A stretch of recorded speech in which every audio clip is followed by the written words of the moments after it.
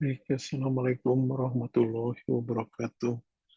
Selamat pagi, saudara-saudara. Untuk kuliah pagi ini, kita akan menyimak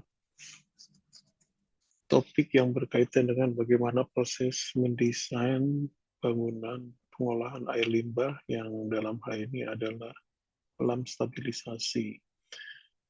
Sebelumnya mungkin saya harus share screen dulu ya.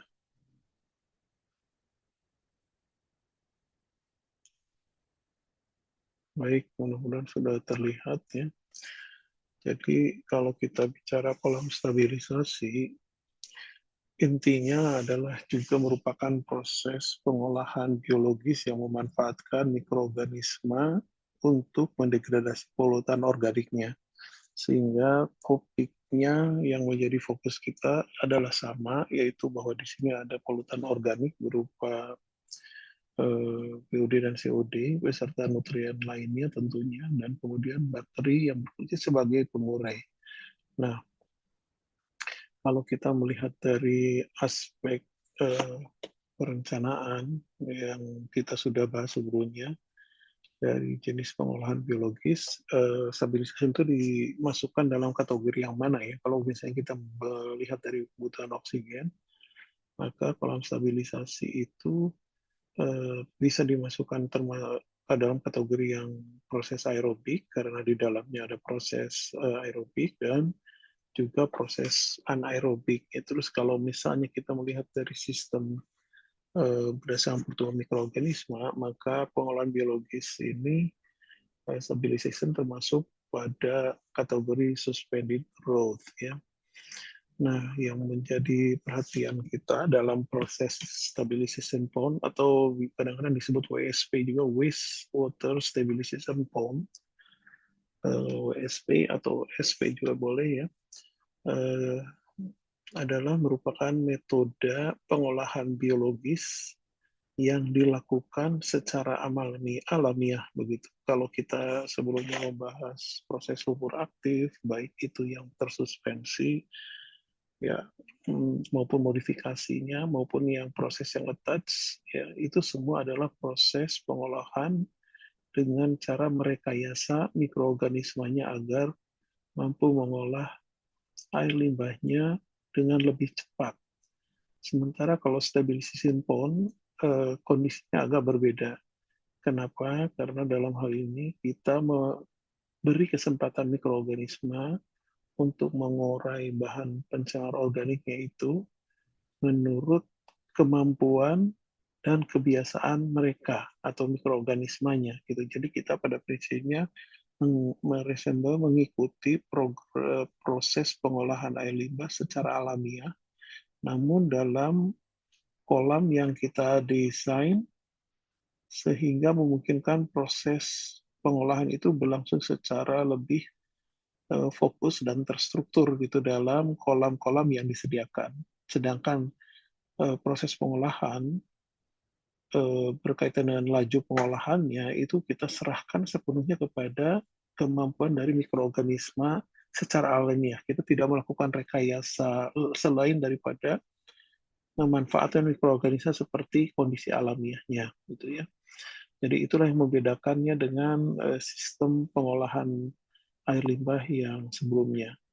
Nah, konsekuensi daripada ini adalah bahwa eh, karena kita mengikuti apa yang menjadi kebiasaan mikroorganisme dalam mengolah limbahnya, maka tentu saja prosesnya menjadi lebih lama karena mikroorganisme tidak dipaksa untuk mengolah secara cepat, ya sehingga dimensi yang diperlukan menjadi lebih besar. Karena itu dalam hal konstruksinya biasanya waste stabilization pond itu eh, tidak menggunakan konstruksi eh, beton misalnya ya, beton bertulang, tetapi memanfaatkan tanah yang diperkeras kemudian diperkuat oleh batuan, pasangan batu atau batu kosong yang dilengkapi dengan membran atau biomembran ya untuk mencegah terjadinya perembasan air dan memperkuat sistem PON-nya. Nah, jadi stabilization pond itu mempunyai fungsi pertama tentunya sebagai reservoir ya, karena dia bisa menampung dalam jumlah dalam jumlah besar dan dalam waktu yang cukup lama. Kemudian tentunya juga bisa berfungsi sebagai pengendap pertama, semua partikel-partikel yang tersuspensi bisa terendapkan di dalamnya. Kemudian juga merupakan proses terjadinya pengolahan secara biologis atau biodegradasi yang terjadi secara alamiah terhadap bahan organik dan seperti tadi sudah disampaikan baik secara aerobik maupun anaerobik. Dan dalam waktu yang bersamaan dia juga mampu melakukan proses desinfeksi atau penurunan terhadap bakteri-bakteri patogen. Nah, seperti yang sudah disampaikan sebelumnya, karakteristik dari stabilization pond ini adalah pertama waktunya berlangsung lama, ya lebih lama dari yang biasanya karena kita tidak memaksa ya dalam tanda kutip atau tidak merekayasa mikroorganismenya agar bekerja secara cepat. Kita serahkan pengolahan air limbah itu dilakukan secara alamiah dan tentunya dalam hal ini karena dia menggunakan proses yang alamiah, kualitas bakteriologisnya juga menjadi lebih baik dan termasuk bakteri-bakteri patogen seperti yang sudah disampaikan tadi mengalami penurunan. Nah, bagaimana sih proses alamiah yang dimaksud begitu ya ketika kita mendesain kolom stabilisasi itu? Jadi secara prinsip kita memanfaatkan ya bahan organik mikroorganisme yang ada di dalam kolam ini untuk menguraikan bahan organik pencemar dengan memanfaatkan semua sumber alam yang ada. Jadi kalau kita melihat dari lapisan atas, ya dia akan dipengaruhi oleh adanya tentunya yang pertama adalah oksigen gitu ya. Nah, oksigen itu bisa masuk atau berdifusi masuk ke dalam air dari udara, dari atmosfer, itu karena adanya jasa pergerakan angin. Ya. Jadi angin ini pada prinsipnya membantu proses terjadinya proses aerasi ya. Jadi dari udara masuk ke dalam air. Riak dan pergolakan akibat pergerakan itu, pergerakan dari angin di atas permukaan air yang sangat luas itu menyebabkan terjadinya proses pengadukan dan pada saat yang bersamaan terjadi proses reaerasi atau aerasi. Nah, yang kedua adalah sinar matahari. Kenapa sinar matahari? Ya, seperti kita ketahui, di dalam kolam yang luas tersebut, yang tumbuh tidak hanya bakteri, ya, tidak hanya bakteri. Bentar. Ya, tidak hanya bakteri, ya, tetapi juga alge di sini ya. Jadi alge itu adalah tumbuhan ya, sehingga dia itu mampu melakukan proses fotosintesis, di mana dalam hal ini dia akan mengolah bahan-bahan anorganik ini, termasuk CO2 ya, itu menjadi bahan organik, termasuk menghasilkan sel baru ya, dan menghasilkan CO2. Ingat kan pada waktu proses pembentukan makanan pada waktu proses fotosintesis ya itu kan CO2 dan H2O itu diolah oleh alga menjadi gula ya, kemudian menjadi apa, menjadi oksigen gitu. Nanti oksigen itu dipakai untuk bakteri untuk menguraikan bahan organik ya, kebalikannya gitu. Jadi bahan organik oleh mikroorganisme, kemudian diurai menjadi CO2. Jadi secara prinsip terjadi proses simbiosis ya antara kedua organisme ini. Algae itu menyusun bahan makanan dan menghasilkan O2. O2-nya itu kemudian dimanfaatkan oleh mikroorganisme untuk atau bakteri untuk menguraikan bahan organik ya menjadi apa CO2 dan H2O lagi. Itu di bagian atas. Sementara di bagian bawahnya ya buangan limbah itu organic waste ini itu diurai menjadi seperti yang sudah dilakukan dalam kuliah sebelumnya menjadi volatile fatty acid ya. Kemudian nanti berubah menjadi CO2 dan CH4 yang utama. Kalau misalnya di organik itu mengandung amonium, tentunya akan menghasilkan nitrogen, menghasilkan amonia. Kalau mengandung sulfat, ya berarti mengandung H2S. Jadi secara prinsip begitu. Jadi air limbah yang masuk itu oleh mikroorganisme diurai sehingga dihasilkan CO2-nya dimanfaatkan algae untuk menghasilkan O2. Jadi mau berputar saja begitu ya. Nah inilah yang menjadi proses alamiah yang terjadi di dalam alam. Nah, kondisi yang terjadi di alam secara alamiah, di badan air khususnya, ternyata terbagi dalam 3 bagian ya. Tadi ada zona aerobik, ada zona fakultatif. Ya, zona fakultatif itu zona yang pada prinsipnya di antara kondisi anaerobik, tidak ada oksigen, dengan kondisi ada oksigen gitu. Jadi berada di tengah gitu ya. Nah, proses alamiah ini yang kemudian kita manfaatkan dengan menggunakan kolam-kolam yang kita buat atau kita desain sehingga proses pengolahan bisa berlangsung dengan baik. Nah, kalau kita melihat dari susunannya, ya, kolam stabilisasi itu biasanya, dan ini sudah menjadi pakemnya gitu ya, biasanya yang paling pertama menerima air limbah itu adalah anaerobik. Mengapa anaerobik? Saudara bisa melihat dari gambar di bawahnya, potongan membajangnya. Anaerobik itu pada prinsipnya terjadi di dalam kolam terbuka karena dia mempunyai kedalaman yang cukup ya. Jadi lebih lihat ini antara 2 meter sampai 5 meter. Sehingga ketika ini diisi oleh air limbah itu yang masuk ke dalam sini, maka yang terjadi adalah karena dalam oksigen itu tidak bisa masuk secara baik ke dalam ini ya. Dia tidak bisa masuk ini. O2 itu ya tidak bisa masuk secara bagus ke dalam kolam. Ya, akibatnya apa? Akibatnya kondisi yang terjadi dalam kolam itu dikuasai oleh bakteri-bakteri anaerobik. Nah, itu sebabnya kondisinya anaerobik. Jadi kalau Anda misalnya berdiri di atas ini ya, di atas apa namanya itu? Di atas kolam, Anda melihat anaerobik atau melihat fakultatif, melihat kolam maturasi, kelihatannya semua sama karena hanya terdiri dari kolam-kolam terbuka begitu ya.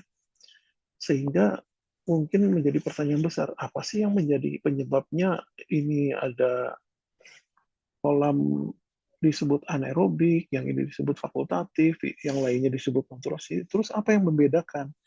Nah, yang membedakan sehingga kondisi yang terjadi anaerobik gitu ya, itu adalah kedalaman.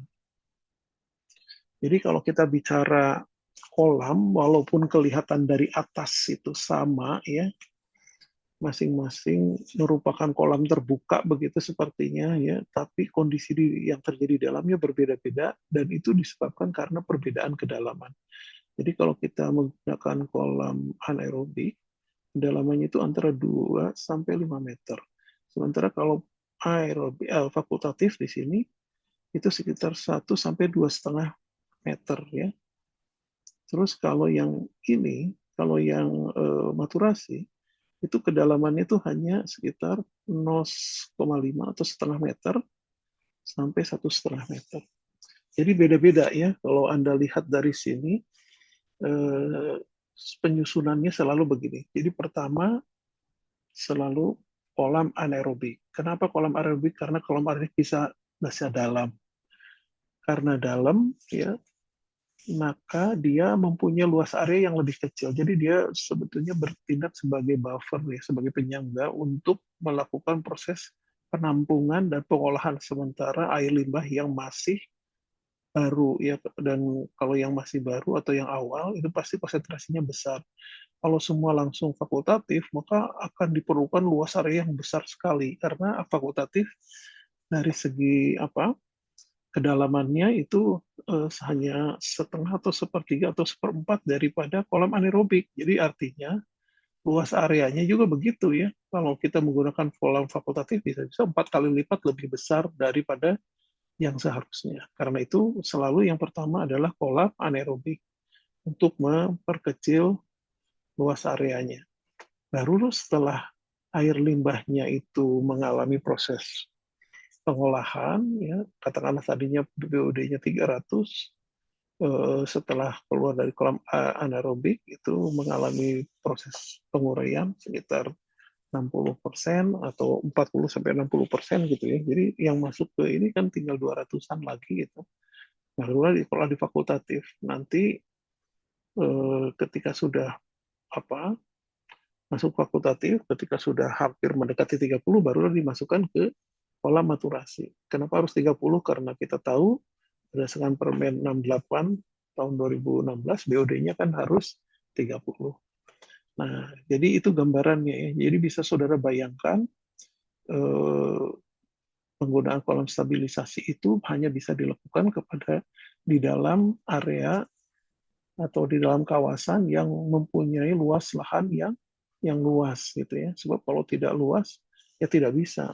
Ya, jadi kita bisa melihat ini nanti luasannya itu hektaran gitu, bisa-bisa gitu, ya. Tergantung pada beban organik yang harus diolah, baik dari segi konsentrasi maupun dari segi debitnya, ya. Nah, ini gambaran yang lebih sederhana lagi, ya.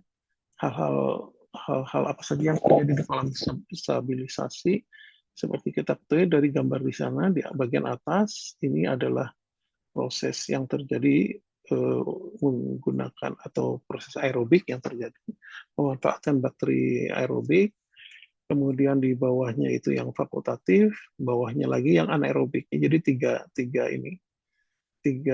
proses terjadi, walaupun pada prinsipnya dilakukan secara terpisah di dalam kolam-kolam yang tadi saya sebutkan. Jadi pertama anaerobik pond, terus yang kedua adalah fakultatif pond, yang ketiga adalah aerobik, dalam hal ini adalah maturasi.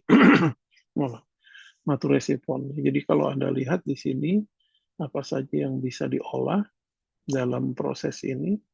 Pertama adalah patogen, kemudian adalah organik BOD, ya, borimeter, terus SS-nya juga dia akan mengendap di bawah karena waktu di sini bukan cukup lama ya, itu lama sekali dibandingkan dengan kalau kita menggunakan sistem yang direkayasa seperti activity slides. Kalau itu kan bilangannya jam-jaman gitu, ya. Kalau ini hari-harian.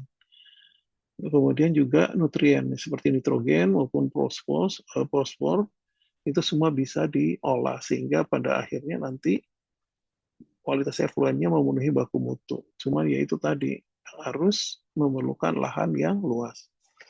Nah, jadi sekarang saya akan menjelaskan masing-masing ponnya, ya. Jadi kalau kita mengurut kepada apa yang sudah sampaikan tadi, yang pertama adalah kolam anaerobik, ya. Fungsinya adalah menurunkan beban organik secara anaerobik dengan proses seperti pada septic tank. Artinya dalam hal ini tidak ada oksigen maksudnya, ya. Sehingga bahan organik atau BOD ini dengan menggunakan mikroorganisme tadi, ya, akan diolah menjadi itu apa CO2. Ini bukan CO, ini CO2 ini harusnya CO2 dan CH4, ya. Kalau ada sulfur ya berarti ada H2S tadi seperti saya sudah bilang. Kalau misalnya ada di air limbahnya itu ada N tinggi ya jadi amonium gitu. dan tentunya mikroorganisme baru seperti biasanya. Jadi dari sini timbul biogas. Memang di dalam proses ini karena biogas yang dihasilkannya itu tidak berasal dari kolam yang sangat luas, jadi kita tidak melakukan proses pemanfaatan biogas. Jadi biogasnya itu akan terbuang ke udara. Nah ini sebetulnya dari segi apa bisa dihitung ya dari segi beban terhadap GWP ya, global warming potensial jadi cukup tinggi karena menghasilkan metan yang tidak diolah gitu. Ini memang kelemahannya saya kira ya.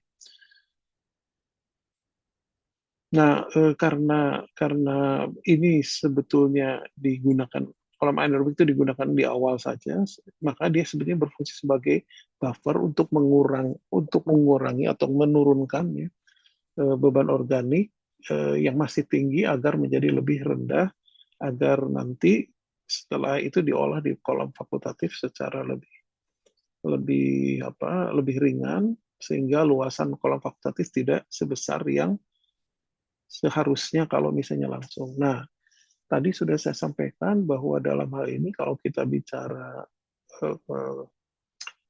kolam stabilisasi, khususnya kolam anaerobik ya, Anda bisa lihat di sini waktu tinggalnya itu sekitar 3 sampai 5 hari. Jadi bayangkan ya kalau misalnya saudara punya debit 5.000 misalnya 5.000 meter kubik per hari, maka artinya saudara harus menyiapkan 5.000 kali kalau 5 hari itu.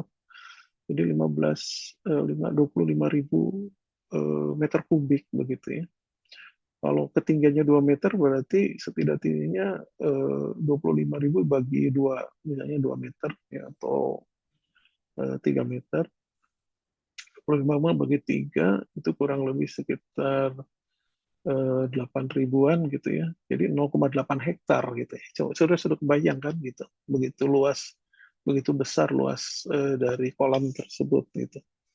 Nah, berapa kok konsentrasi BOD yang bisa itu antara 50 sampai 85. Tapi biasanya tuh seperti yang saya tadi sampaikan, hanya sekitar 60% saja. Jadi kalau dari 300 ya miligram per liter masih tersisa sekitar 120 ya. 140% kan, 120 miligram per liter. Nah, itulah yang kemudian nanti harus diolah di kolam fakultatif. Nah, di sini beban organiknya atau volume beban organik sekitar 3.000 per meter kubik ya ini per volume itu.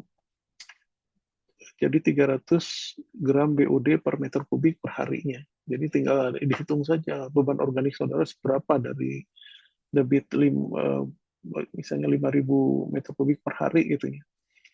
Itu kira-kira berapa konsentrasinya gitu. Tinggal dikalikan itulah beban saudara kemudian dibagi dengan 300. Nah, dapatlah volumenya. Nah, nanti dari volume itu ya saudara kemudian tentukan kedalamannya. Kalau tentukan kedalaman, ya, volume dibagi kedalaman tentunya dapat luas. Tapi ada rumus pendekatan lain yang secara prinsip bisa memberi kemudahan ya bagi saudara untuk menghitung berapa luas areanya. Jadi misalnya di sini ini AS, ini adalah luas area yang diperlukan. SI adalah debit influennya, tadi BOD influennya. Tadi misalnya 300, terus Q-nya misalnya tadi 5.000 meter kubik, terus dikalikan ini ya koefisien untuk pengolahannya dari lambda S ini biasanya dilihat dari ini ya dari kriteria di dalam tabel di buku OSIM atau buku Metcalf atau buku desain lainnya. Nah, ini biasanya tergantung pada kondisi suhu. Nah, terus kemudian ini H yang sudah tentukan tadi, H mana? Dalam hal ini adalah eh, antara 2 sampai 5 meter. Sudah begitu saja ya. Jadi secara prinsip, saudara harus menetap kalau mendesain ini, saudara tetapkan ke dalam kolamnya mau berapa, nah, 5 meter kah atau berapa, sehingga dari situ saudara bisa menghitung kebutuhan lahan berdasarkan beban organik yang ditetapkan dengan menggunakan persamaan yang ini ya tadi.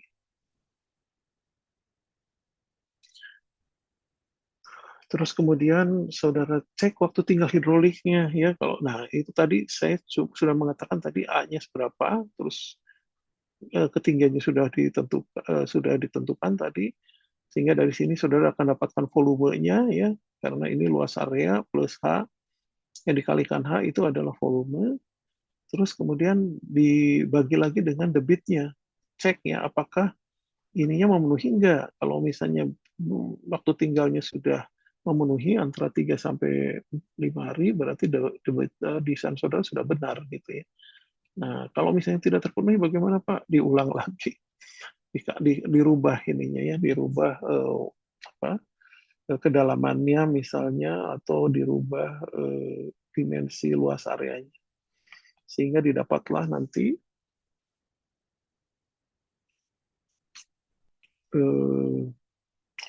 dimensi dari kolam tersebut. Nah, terus kemudian saudara nanti buat sketsanya ya disertai dengan model untuk maksud saya begini. Ini ya, kalau misalnya kolam itu begini. Kolam itu terus kemudian dengan yang kotak ini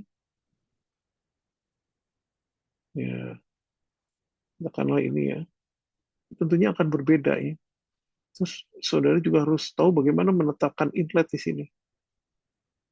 Inlet terus outletnya di sini. Ini tidak sesederhana gini ya. Kadang-kadang ada yang mendesain itu misalnya inletnya di sini, outletnya di sini ya. Ini jelas tidak bagus ya.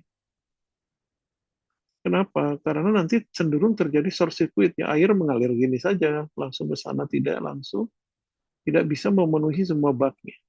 Makanya kalau ini ya, kadang-kadang ada menggunakan baffle di sini supaya dia menyebar ke sana gitu ya, menyebar ke semua bagian baknya. Bahkan di mana tuh di dalam beberapa desain saya lihat tuh di Amerika tuh maksudnya ada softwarenya ya dulu dari Amerika software hidrolis untuk memperkirakan bagaimana pola dan rezim aliran yang terjadi di dalam kolam ini kalau kita misalnya memasang inletnya di sini atau outletnya di sebelah sini, inletnya di sebelah sini, outletnya di sini misalnya dan seterusnya. Sehingga nanti dari situ kita bisa memperkirakan posisi inlet dan outlet yang ideal tuh di mana. Bahkan kadang-kadang harus pakai baffle, ada yang begini-begini ya, agar terjadi proses pengadukan yang baik di dalam kolamnya. Gitu. Intinya begitu.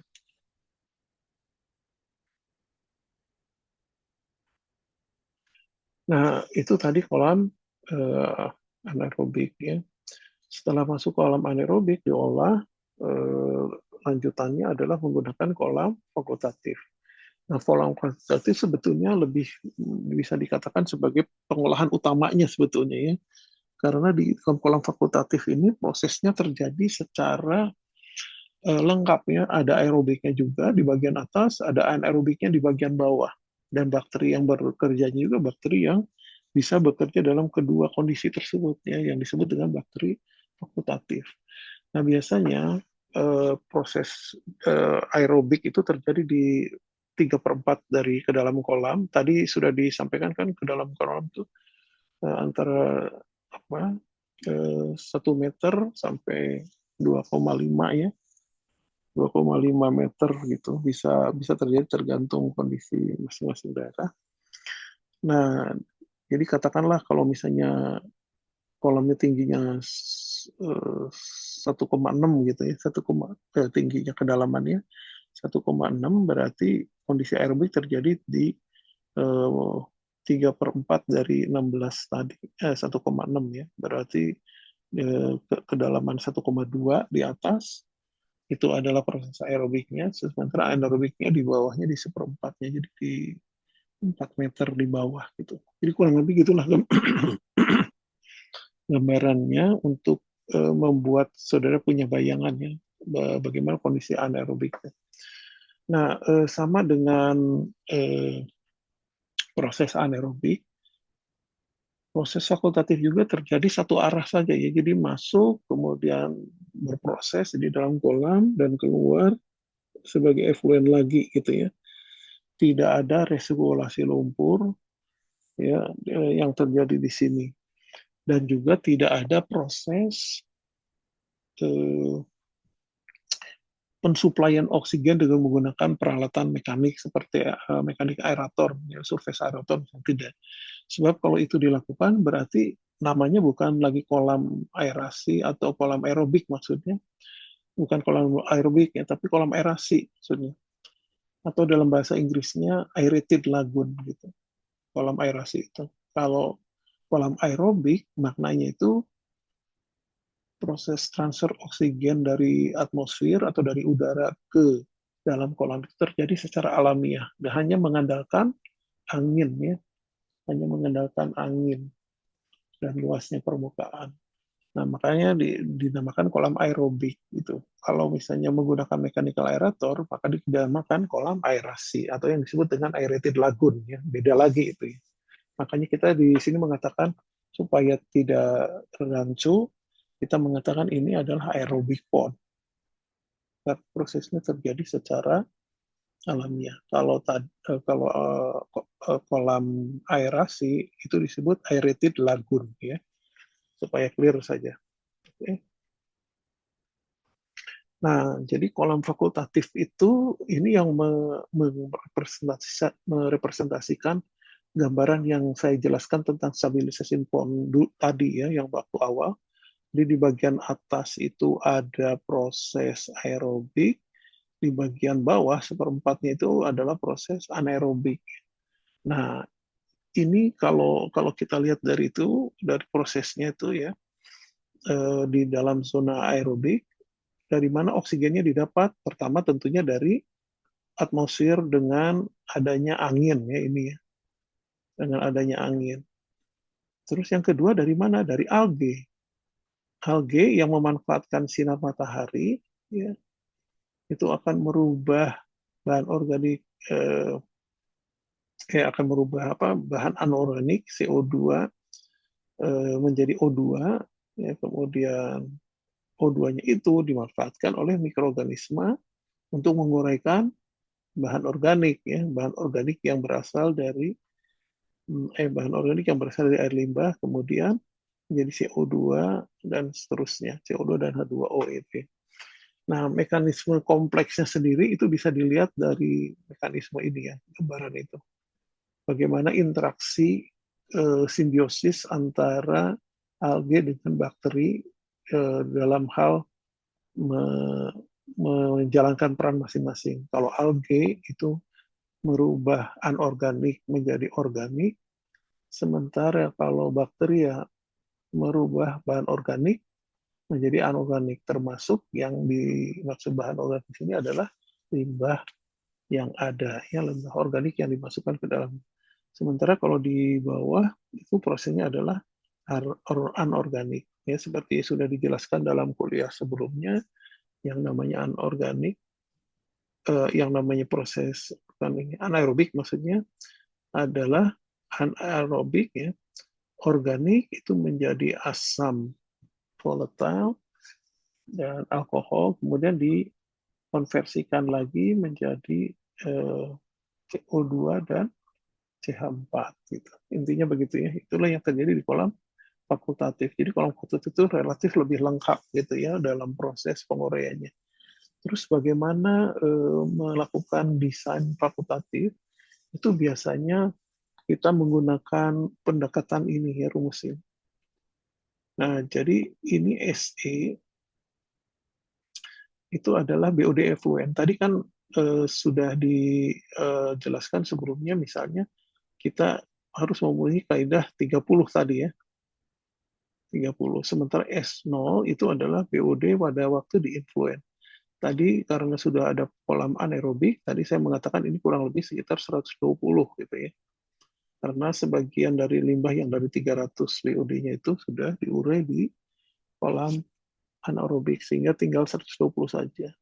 Terus di sini ada faktor K, ini koefisien degradasi ya. Jadi seperti biasa kalau kita bicara soal pengolahan limbah, maka ada koefisien utilisasi substratnya, artinya dengan kata lain koefisien yang menggambarkan berapa kecepatan substrat atau BOD bisa diurai. Nah, di dalam hal ini koefisien itu antara 0,5 sampai 0,8 per hari. Kalau misalnya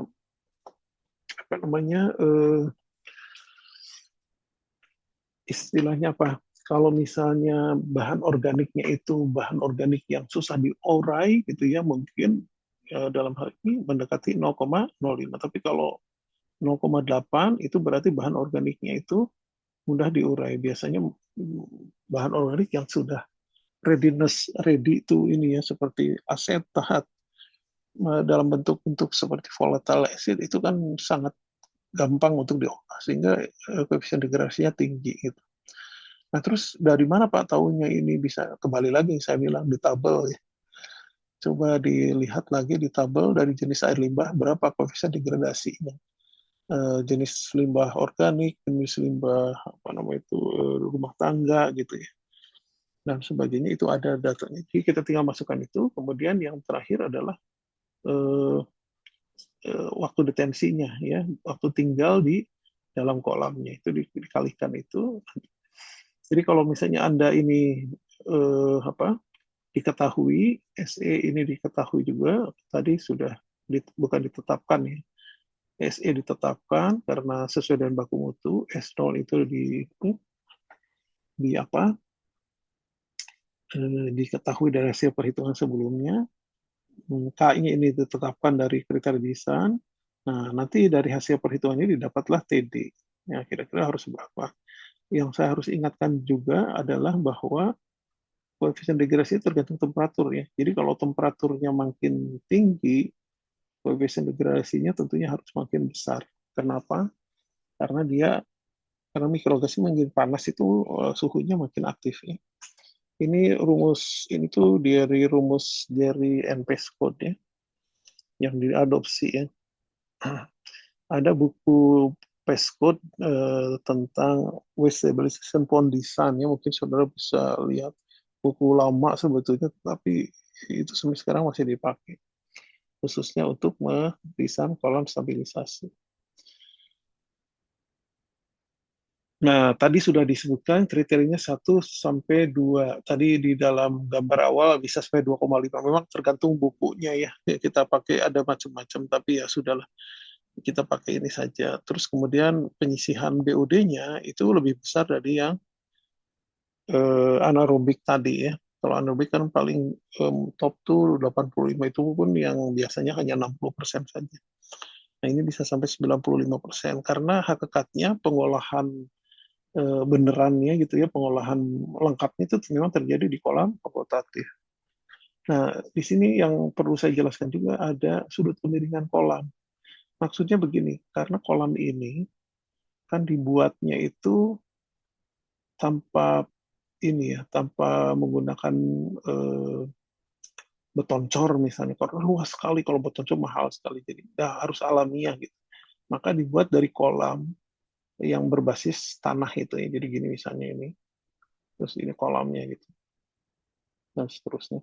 Nah ini ya kemiringan ini karena taludnya gitu ya. Jadi misalnya ini kedalamannya misalnya tadi 2 meter ya, 2 meter. Kalau misalnya kita pakai 2 meter, ini kedalamannya 2 meter misalnya, maka yang jarak ke sininya itu misalnya kita pakai 1:3 ya, berarti ini kurang lebih 6 meter nih, gitu. Makanya tambah sangat luas sekali gitu ya yang ada itu. Kenapa harus harus menggunakan talud atau sudut kemiringan seperti ini? Penyebabnya adalah karena eh, kolam ini apa tanah untuk membuat kolam tuh perlu stabilitas juga ya. Kalau terlalu curam misalnya seperti ini, seperti gambar ini ya, terlalu curam begini, ini bisa longsor nantinya lama-lama gini juga akhirnya gitu. Lama-lama jatuhnya jadi gini juga.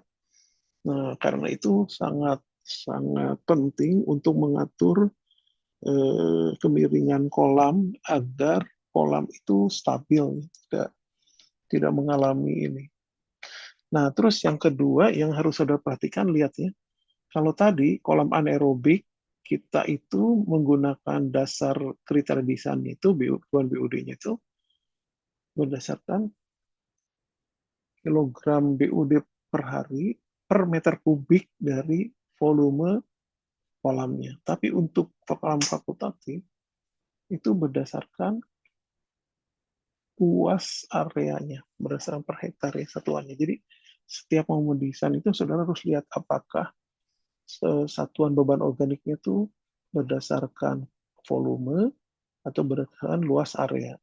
Nah, untuk fakultatif biasanya berdasarkan luas area. Demikian juga untuk maturasi ya, berdasarkan hektarnya. Luas area dari kenapa sih luas area? Karena kedalamannya sudah pasti antara 1 sampai 2 meter yang paling banyak digunakan. Sementara misalnya untuk maturasi itu kedalamannya kurang lebih sekitar 0,5 sampai 1 meter yang paling banyak digunakan. Jadi kita tinggal ngatur hektarnya aja. Jadi pembebanan itu ditentukan oleh luas area, bukan ditentukan oleh volume. Wah, terus pertanyaannya berikutnya ya, kalau Pak, kalau misalnya kita menggunakan pendekatan, kan rumusnya ini ya, SE dipakai S0 tadi, ini, ternyata tidak memungkinkan gitu ya, harus itu tuh besar sekali. Bagaimana caranya? Kita bisa menggunakan beberapa ini ya, beberapa kolam disusun secara seri. Jadi ini bisa menurunkan kebutuhan lahan ya. Maksudnya bagaimana? Jadi misalnya tadi yang awal kan masuknya 120 ya misalnya. Kita bikin satu kolam dulu ya, jangan langsung 30 tapi menjadi 60 gitu ya. Nah, nanti eh, ini kan berarti cuma 50%. Nanti yang 60 nah begini. Jadi ini 50%. Nah, nanti dari sini akan didapatkan luas area dan volume kolam dan luas areanya ketahuan berarti ya. Terus setelah itu kan effluentnya masih 60 kan, bikin kolam yang kedua. Jadi ada dua kolam seri. Nah, dari 60 menjadi 30 gitu. Nah, kalau di total ya jumlah kolam yang disusun secara seri dibandingkan dengan membuat satu gitu, itu akan didapat luasan area yang lebih kecil gitu daripada kalau menggunakan satu langsung menurunkan dari 120 menjadi 30 itu memerlukan luas lahan yang lebih besar daripada menggunakan dua kolam yang menggunakan dua kolam yang didasarkan pada desain 120 menjadi 60 terus 60 menjadi 30 gitu ya. Itu ya, nanti saudara bisa coba dalam latihan. Jadi bagaimana cara menghitung dimensinya? Ya seperti tadi. Pertama, saudara harus lihat nilai K-nya sesuai dengan lomba domestik di dalam buku tabel buku Metcalfe atau Kosim yang saya yakin tuh Metcalfe ya. Sesuai dengan suhu airnya. Kalau tidak, biasanya yang di sana tuh hanya di setting pada 20 derajat. Nah, sekarang misalnya saudara waktu busnya itu mengajarkan di Lamongan misalnya. Lamongan tuh rata-rata suhunya misalnya 28. Nah, ya sudah saudara gandungkan 28 dikonversi ya nilai K-nya itu. Nilai K-nya itu dikonversi, nah ini dengan menggunakan ini. Ini rubah jadi 28, terus dikalikan saja berapa nanti hasilnya. Nah, itulah nilai K yang harus saudara gunakan di dalam rumus ini gitu ya, ini K ini. Nah, nanti dari situ saudara menghitung removal persen efisiensinya, maksudnya efisiensi kan tadi ini saudara mendapatkan keinginan untuk mengurai dari 120 menjadi 60 misalnya. Ya. Nah itu, kemudian dari situ nanti dapat waktu detensi, terus tetapkan ke dalam kolam, mau 1 diameter atau 1,5 meter misalnya. Kemudian hitunglah luas kolam. Terus kemudian cek lagi bulan organiknya sudah memenuhi enggak.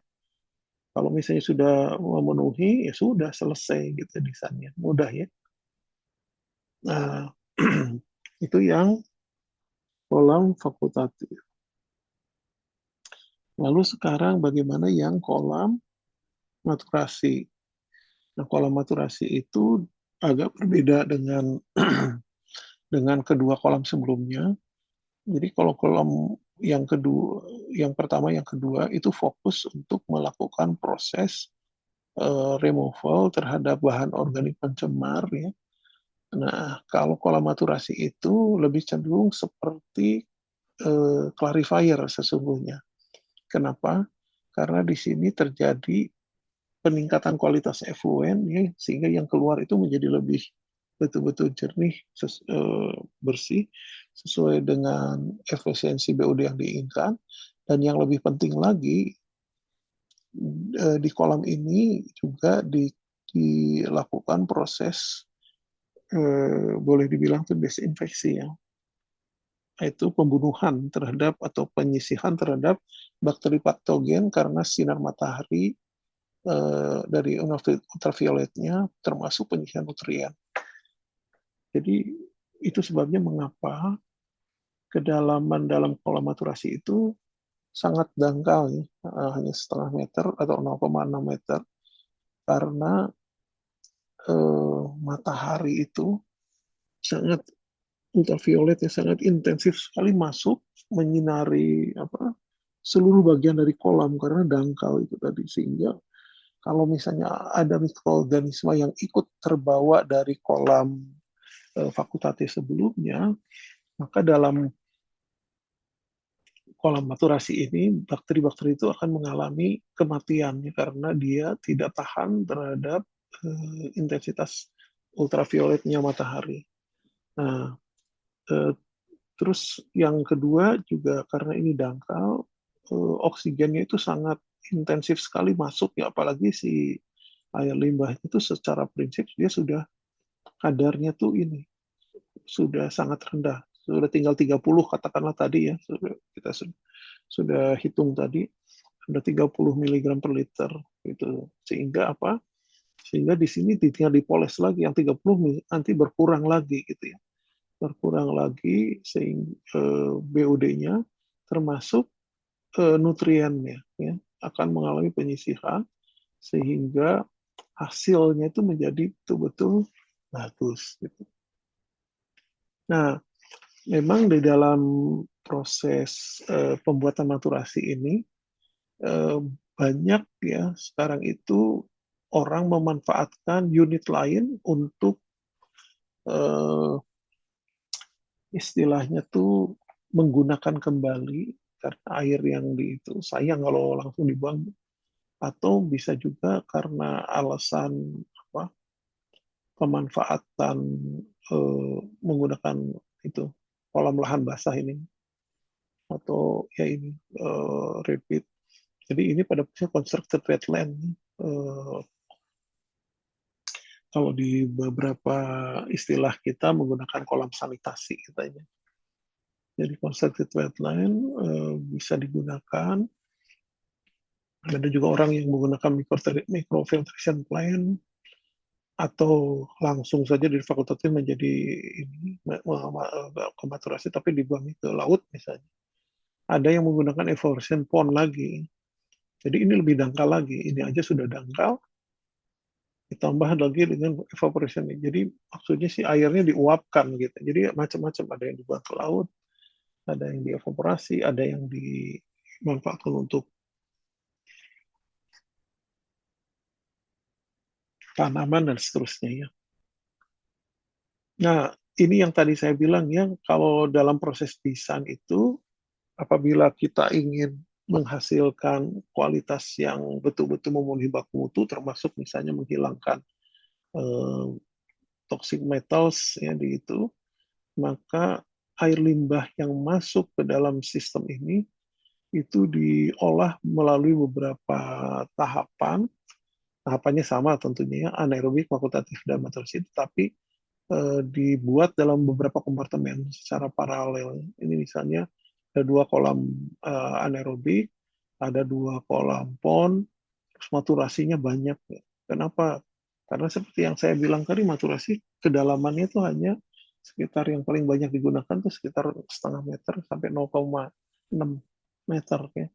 Sehingga untuk beban yang sama atau bukan debit yang sama, dia memerlukan luas yang lebih besar. Jadi seperti ini gambarannya. Jadi terjadi proses pengurangan polutan secara signifikan, ya, pada saat dibuang ke kanal, ya, ke dalam badan air. Nah, itu sebabnya kenapa menjadi lebih besar. Lihat ya, waktu tinggalnya itu 12 sampai 18 hari. Ya. Nah, tadi coba bandingkan dengan itu ya, dengan kolam fakultatif maupun kolam anaerobik. Ini paling lama di sini. Terus kedalaman kolamnya bisa sampai 0,5. Jadi kalau supaya tidak terlalu luas, oke bisa sampai 1 meter lah. Gitu. Nah, tadi sudah disampaikan PUD-nya masih bisa turun sampai 60 sampai 80%. Nah, memang ini tidak terlalu setinggi di fakultatif karena di sini yang terjadi adalah program aerobik saja, ya, dan di sisi lain juga bebannya itu sudah sangat kecil sebetulnya. Jadi tidak terlalu banyak pengolahan, malah yang terjadi itu adalah pengolahan pada ini ya, pengolahan pada penyusian bakteri di sini di dalam kolam ini seperti tadi saya bilang intensitas mataharinya sangat ultraviolet terutama sangat tinggi sehingga apa? Sehingga terjadi proses pembunuhan mikroorganisme ya dalam bilangan yang signifikan. Ini cara menghitungnya sama ya. Jadi mikroorganisme awal yang NO, kemudian yang di effluent nanti keluar. Seperti kita ketahui kan di dalam Permen POHK nomor 68 tahun 2016 tentang baku mutu air limbah domestik kan bakteri coli menjadi salah satu persyaratnya. Nah, karena itu kita bisa mengecek ini untuk memastikan bahwa baku mutu terpenuhi. Makanya dalam maturasi ini dasar perhitungannya bukan pada BOD, beban itunya sebetulnya ya, karena BOD-nya sebetulnya sudah kecil, tapi lebih pada ini penurunan kadar mikroorganisme dalam hal ini E. coli ya, agar memastikan bahwa kualitas air limbah yang dihasilkan memenuhi baku mutu. Nah, kalau tidak memenuhi baku mutu, bagaimana? Ya tadi disampaikan bisa dibuat secara seri ya, ada beberapa kolam. Tadi dalam contoh yang itu adalah maturasinya itu sampai 4 gitu ya. Di sini 2 misalnya. Atau dengan menggunakan kombinasi pengolahan lain. Di sini menggunakan lahan basah yang conservative wetland atau kolam sanitasi. Sehingga secara prinsip akan lebih membantu pengolahan dan mengkonversinya menjadi bentuk tanaman. Jadi boleh digunakan cara-cara itu untuk memastikan bahwa hasil pengolahannya itu memenuhi baku mutu. Nah, jadi di dalam kolam maturasi ini ya hampir sama dengan proses di fakultatif, tapi khusus di lapisan yang aerobiknya. Bagaimana sinar matahari ini bisa menyebabkan kerusakan terhadap sel mikroorganisme sehingga dia kemudian mati dan mengendap. Terus kemudian juga dia juga berfungsi sebagai pengolah nutrien dengan waktu yang cukup lama karena di sini kan berhari-hari gitu ya. Sehingga pada waktu keluar tuh betul-betul sudah teruji ya dari segi pH-nya, oksigennya meningkat karena dangkal kan terus mengalami aerasi terus temperaturnya sudah sesuai dengan temperatur turbidity-nya juga sudah berkurang karena mengalami proses pengendapan di sini. Nah, ini hanya untuk menjelaskan kepada saudara dalam kolam stabilisasi kira-kira jenis tanaman apa saja yang bisa tumbuh gitu ya di dalam kolam stabilisasi. Biasanya kita sebagai operator harus memastikannya bahwa pertama tanaman-tanaman liar khususnya yang di tanggul-tanggul itu rumput-rumput itu harus selalu dibersihkan karena itu akan menjadi sarang serangga dan sebagainya yang membuat stabilisasi ini kurang higienis gitu. Nah, terus yang kedua juga jenis tanaman ya yang ada seperti di sini ada Ecorna crassipes asian oseng godok misalnya. Dalam hal tertentu kalau terlalu banyak nutriennya, dia akan berkembang biak dan kemudian menutupi permukaan, membuat kondisi menjadi septik. Nah, jadi dalam hal ini kita juga harus milah-milah ya jenis itunya. Yang ideal tuh ini memang fitoplanktonnya kecil. Tapi tetap si pertumbuhannya harus dikendalikan. Kalau misalnya sudah seluruh permukaan kolam tertutup alge semua juga sebetulnya kurang begitu bagus gitu ya. Jadi intinya tuh harus betul-betul diperhatikan, dikendalikan ya agar tanamannya tidak menjadi polutan itu sendiri pada akhirnya.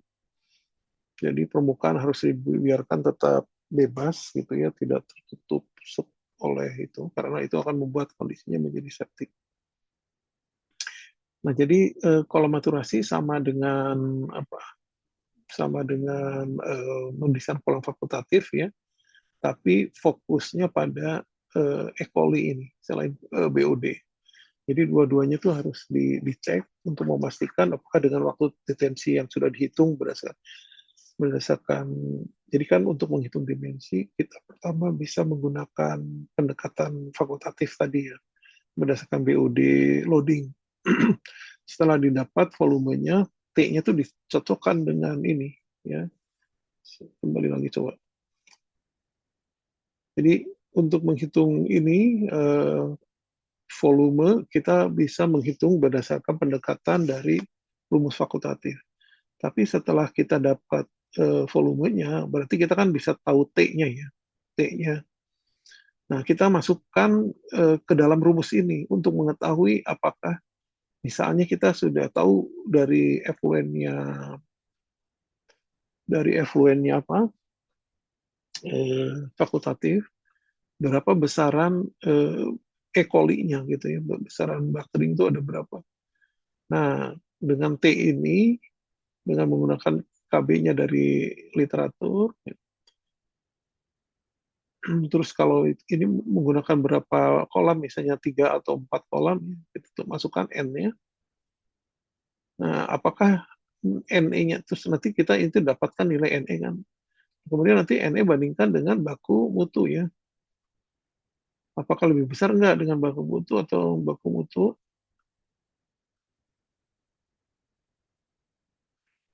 sesuai dengan permen LH ya. Apakah memenuhi syarat enggak? Kalau memenuhi ya sudah benar. Kalau enggak ya harus dirubah lagi sampai dua-duanya terpenuhi ya. Dari segi BOD-nya maupun dari segi mikroorganismanya. Itu intinya ya tulisannya. Nah, tadi sudah saya sampaikan ya kelemahan dari kolam stabilisasi itu pasti dibutuhkan lahan yang luas karena berhari-hari kan gitu. Nah, terus yang kedua kolam pertama kan kolam stabilisasi kolam apa anaerobik ya sering menimbulkan bau terutama kalau air limbahnya itu mengandung sulfur dan mengandung nitrogen sehingga ada H2S dan amonia ya. Karena itu biasanya kolam anaerobik itu di kolam stabilisasi itu memang dibuat agak di remote area gitu ya di kawasan yang jauh dari kota sebetulnya. Eh, karena lahan luas, jadi tentu eksploitasinya mahal. Tetapi dalam proses operasinya ini sangat mudah. Kita hanya melihat tinggal memelihara pinggirannya saja, ya cuma dilihat aja, ya, tidak perlu diutak-atik lagi seolah-olah gitu. Seperti pada gambar ini ya. Ya, jadi dia cuma motong rumput saja gitu. Ini prosesnya sudah jalan sendiri. Karena mikroorganisme bekerja sesuai dengan ininya dia gitu. Nah, pertanyaan berikutnya mungkin apakah ini nanti perlu kuras nggak? Oh, itu bicaranya tahunan ya. Pada posisi tertentu nanti kan lumpurnya terus mengendap terus ya, jadi akan dangkal. Nah, itu baru dikuras paling. Kita bicaranya tahunan ya, bisa 3 tahun atau bahkan lebih. Nah, di sini saya hanya ingin membandingkan ya kriteria pembebanan antara kolam stabilisasi ini nomor 10 ini dibandingkan dengan apa? Dibandingkan dengan jenis pengolahan-pengolahan lainnya. Itu kolam aerasi yang saya bilang tuh aerated lagoon tadi. Nah, di sini saudara akan bisa lihat perbandingannya satu dengan yang lain ya, sehingga dari sini nanti saudara banyak makanya harus besar ya karena memang beban organiknya itu satuannya dalam bilangan yang itu yang relatif lebih kecil dibandingkan dengan yang lain. Oke ya. Oke, saya kira ini sudah jelas dari apa yang saya sampaikan. Ini juga gambar kelengkapan sekiranya saudara menggunakan kolam stabilisasi ini ya sebagai unit pengolahan lengkap. Jadi tentu saja di dalam proses desainnya kita tidak hanya menggunakan kolam stabilisasi, tapi depannya tetap sama ya. Jadi ketika air mau masuk, kemudian ke sumur pengumpul, terus kemudian dari sini dipompakan ke grid chamber, baru kemudian masuk ke kolam kolam stabilisasi. Ya. Jadi seperti itu gambarannya eh, supaya saudara punya itu ya, punya bayangan yang baik tentang bagaimana mendesain. Kalau dari desainnya sangat mudah sekali, karena itu sebagai bagian akhir dari kuliah ini, eh, saudara sekarang harus melakukan proses perencanaan ya terhadap perencanaan kolam stabilisasi, tapi dengan menggunakan data influen air limbah domestik saudara masing-masing ya. Kan saudara membuat tugas besar toh. Membuat tugas besar ada yang menggunakan desain untuk ASP sequencing batch reactor kemudian ada ABR ya. SBR maksudnya. Terus kemudian ada yang MBBR, kemudian ada yang ASP. Nah, sekarang coba saudara gunakan data influence saudara itu untuk dikonversi menjadi kolam stabilisasi. Ya. Nah, coba ada 4 pertanyaan ini. Pertama, saudara harus merencanakan kira-kira skemanya seperti apa. Tentunya menggambarkan kolam. Bisa 3 kolam masing-masing satu, misalnya 3 rangkaian itu, atau mungkin ada apa ada 2 kolam, ada 3 kolam, terserah saudara tergantung besar debitnya. Nah, kemudian hitung dimensinya ya, kemudian cek masing-masing TD dan pembebanannya dan seterusnya. Kalau semuanya sudah terpenuhi ya sudah benar. Kemudian dari semua itu coba hitung luasan area yang diperlukan dengan memplotkannya dari gambar sketsa gitu, memplotkannya dan total lahannya berarti diperlukan berapa. Nah, hasil ini kemudian sudah bandingkan dengan dimensi BPIL khususnya untuk pengolahan biologis yang sudah saya dapatkan. Misalnya dari sini sudah dapatkan luas 10.000 ya seperti sementara kalau yang ASP yang sudah desain itu mungkin cuma 1.000 misalnya gitu. Nah, 10.000 ada yang 10 kali lipat. Nah, bagaimana komentarnya? Oh, ternyata ini lebih besar dan sebagainya. Karena apa? Gitu. Itu saja sebetulnya gampang ya. Nah, ini tugas ini harapannya dia upload hari ini ya, 28 November sampai jam 12 malam gitu ditunggu karena ini saudara tugasnya mandiri secara individual. Nah, ini berlaku untuk kelas saya yaitu yang B maupun C. Seharusnya C itu kemarin ya. Nah, nanti diupload tentu seperti biasa dalam bentuk PDF. Nah, eh, harapannya dari yang masuk tadi ya, nanti Anda sudah punya pembelajaran dan bagi saya eh, untuk presensinya ya siapa yang mengumpulkan berarti dianggap hadir. Kalau tidak mengumpulkan ya berarti tidak hadir gitu ya. Segampang itu. Oke ya, jadi itu kuliah kita pagi ini atau hari ini. Saya harap saudara bisa menggunakan ini sebagai upaya untuk lebih memahami lagi bagaimana mendesain kolam stabilisasi dan bagaimana perbandingannya dengan sistem yang lain gitu ya. Sehingga dengan demikian saudara punya pengayaan pengetahuan tentang perencanaan bangunan ini. Dalam prakteknya kalau di Indonesia kolam stabilisasi itu banyak juga bahkan banyak sekali ya digunakan untuk proses perencanaan IPLT gitu. Cuman seperti yang sudah kita ketahui kalau PLT kan lumpur dia tuh ya, jadi eh, cepat sekali harusnya nguras gitu, melakukan proses pengurasan, sehingga sering menjadi masalah karena petugas lapangan itu tidak melakukan pemeliharaan, pengurasan seperti yang seharusnya. Akibatnya tuh bangunannya dangkal terus jadi bau kemana-mana ya, itu kurang begitu bagus ya. Nah, karena itu dengan materi ini saya harap saudara bisa lebih paham bagaimana mendesain dan kemudian nanti mengoperasikannya agar tidak menimbulkan masalah-masalah lingkungan yang baru. Demikian, terima kasih atas perhatiannya. Silahkan bekerja sendiri dan mudah-mudahan saudara tidak kesulitan ya. Saya yakin bisa karena secara prinsip apa yang saya jelaskan dan juga saudara sudah pengalaman mengerjakan tugas-tugas sepertinya ini tidak terlalu susah ya. Terima kasih. Wassalamualaikum warahmatullahi wabarakatuh.